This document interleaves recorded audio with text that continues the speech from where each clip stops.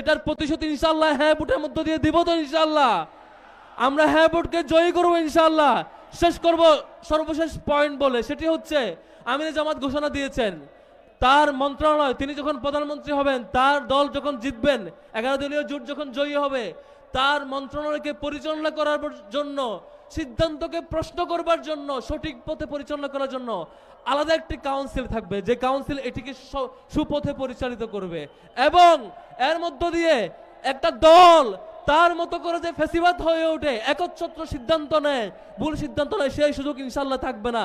সম্মানিত বন্ধুগণ, আগামী 12 তারিখ একটি ঐতিহাসিক দিন, আবারও বলছি একটি ঐতিহাসিক দিন। আমরা যদি ভুল করি, আবারও কখনো কখনো 24 ফিরতে পারে, আবারও মানুষকে মারা যাইতে হইতে পারে। এই 26 সালের নির্বাচনে আমরা ইনশাআল্লাহ ভুল করব না। কেমন? গত 50 বছরে যে সংকট আমরা পার করেছি, আর কোন সংকটে আমরা পা দিব না। আগামী 12 তারিখ কোন মার্কায় ভোট হবে? কোন মার্কায়? এবার কোন মার্কা জিতবে ইনশাআল্লাহ? কোন মার্কা?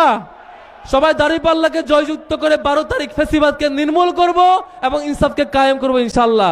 আসসালামু আলাইকুম ওয়া রাহমাতুল্লাহ।